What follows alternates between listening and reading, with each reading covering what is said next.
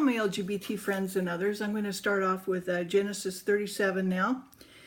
And so we left off with 36, all of the dukes and all the names of Edom's sons and so forth. So chapter 37 goes into Joseph hated of his brothers, his two dreams, his brother conspire his death. He is cast into a pit. They sell him into the Ishmaelites, who sell him to Potiphar in Egypt. Potiphar in Egypt, okay? And Jacob dwelt in the land wherein his father was a stranger, in the land of Canaan. And these are the generations of Jacob. Joseph, being 17 years old, was feeding the flock with his brethren, and was a lad, and was with his sons of Bela, the sons of Zilpah, his father's wives, and Joseph brought unto his father their evil report.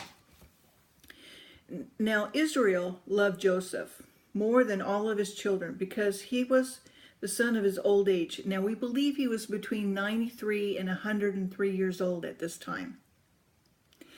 And he made him a coat of many colors. And when his brethren saw that their father loved him more than all the brethren, they hated him, and they couldn't speak peaceably unto him. And Joseph dreamed a dream, and he was told it, and he told it to his brethren, and they hated him even all the more. And he said unto them, Hear, I pray you, this dream which I have dreamed. For behold, we were binding sheaves in the field, and lo, my sheaf arose, and it stood upright, and behold, your sheaves stood all around about, and made obeisance to my sheaf. In other words, they bowed to his sheaf, okay?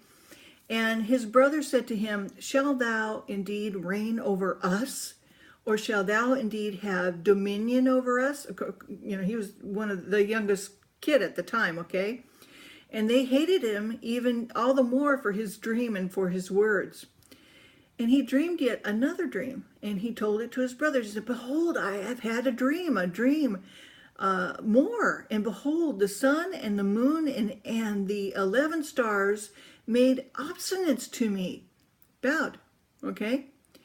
And he told it to his father and to his brethren and to his father. And his father rebuked him and said unto him, What is this dream that thou hast dreamed? Shall I and thy mother and thy brethren indeed come to bow down ourselves to you on this earth? You know, they were herdsmen, they were farmers, they were nomads. Okay, they weren't of royalty, right? So anyway, so his brother envied him, and his father observed the same. And his brother went to feed his father's flock in Shechem. And Israel said unto Joseph, Do not thy brethren feed the flock in Shechem? Come, and I will send thee to them. And he said to him, Here am I. And he said to him, Go, I pray thee, see whether it be well with thy brethren, and well with the flocks, and bring me word again. So he sent him out of the vale of Hebron, and he came to Shechem. And a certain man found him, and behold, he was wandering in the field. And the man asked him, saying, What seekest thou? And he said, I seek my brethren. They tell me, pray thee, where they feed their flocks.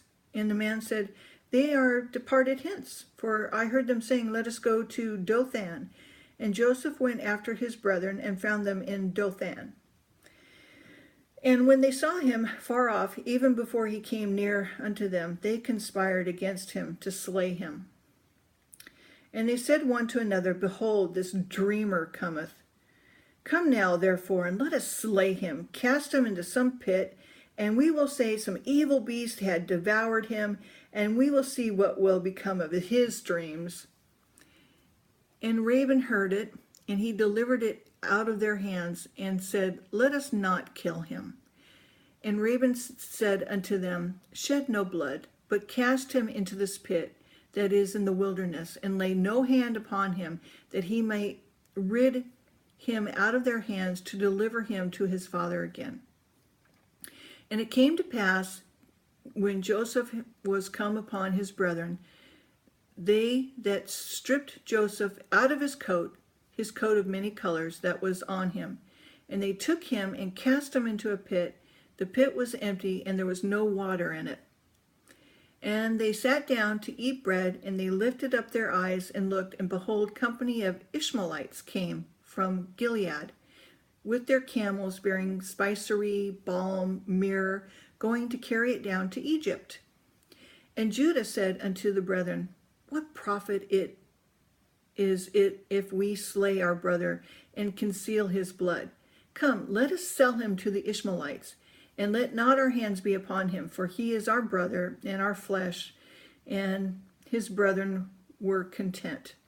And then there passed by the Midianites and merchantmen, and they drew and lifted up Joseph out of the pit, and sold Joseph to the Ishmaelites for 20 pieces of silver. And they brought Joseph into Egypt. And Reuben returned into the pit, and behold, Joseph was not in the pit, and he rent his clothes. He tore his clothes. Oh my God, yeah. And he returned unto his brethren and said, The child is not, and where should I go? And they took Joseph's coat, and they killed a kid, a lamb, and of the goats, a little baby goat, and dipped the coat in the blood. And they sent the coat of many colors, and they brought it to their father, and they said, Look, this is what we found, and we know not whether it be thy son's coat or no. And he knew it, and he said, It is my son's coat. What evil beast has devoured him? Joseph is without doubt rent in pieces.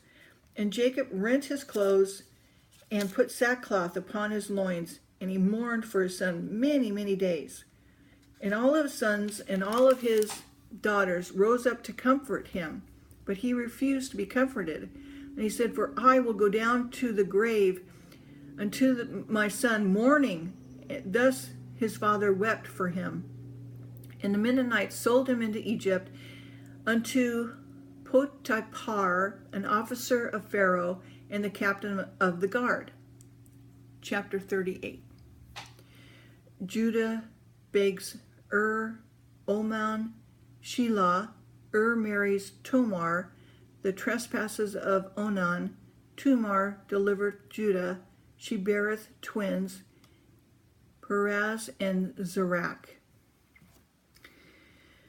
And it came to pass that in the time that Judah went down from his brethren, and turned into a certain Adulamite, whose name was Hira.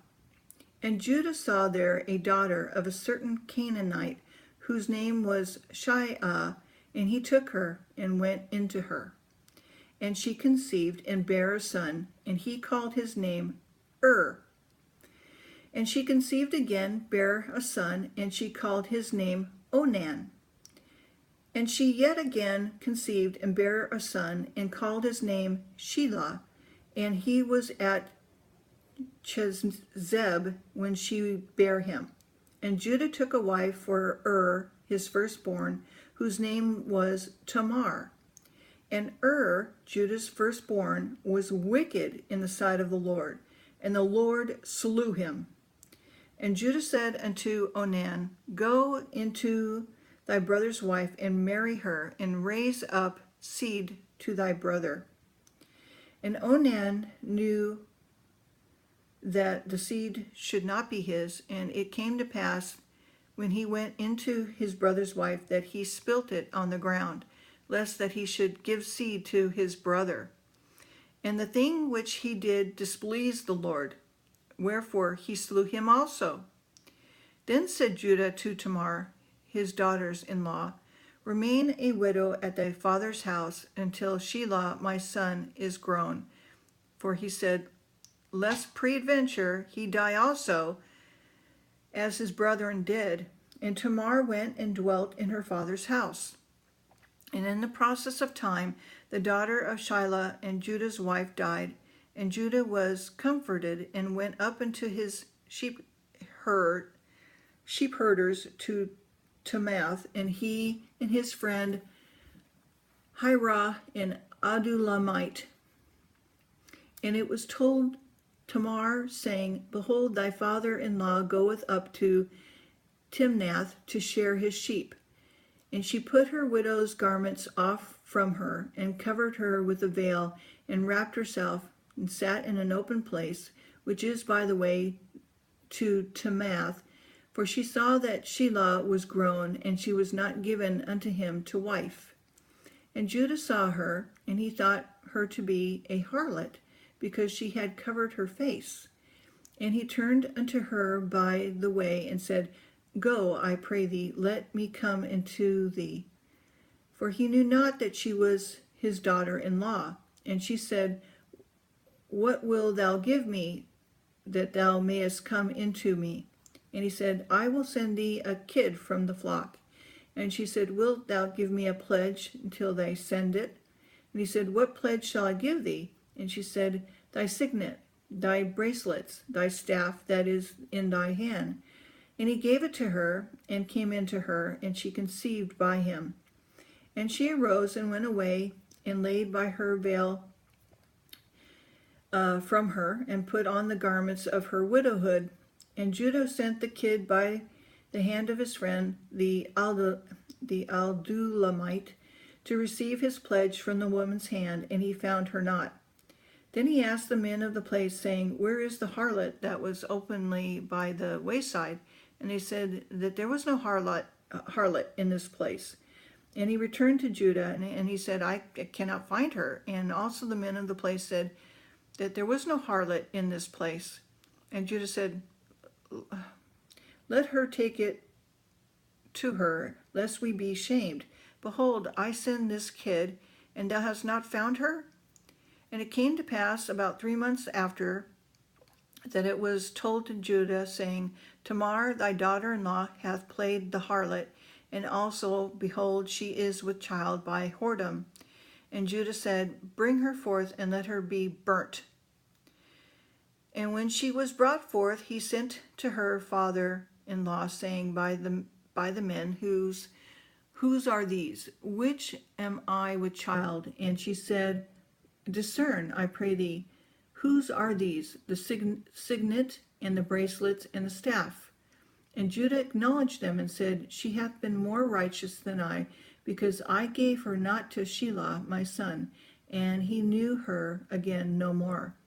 And it came to pass that the time of her travail, that, behold, twins were in her womb. And it came to pass, when she travailed, that the one put out his hand, and the midwife took and bound upon his hand a scarlet thread, saying, This came out first. And it came to pass, as he drew back his hand, that, behold, his brother came out. And she said, How hast thou broken forth? This breach is upon thee. Therefore his name shall be called PhRez. And afterward came out his brother that had the scarlet thread upon his hand, and his name was called Zarah. And that's it for this reading. I'm going to upload this and see if I can do a few more for you. Okay, thanks.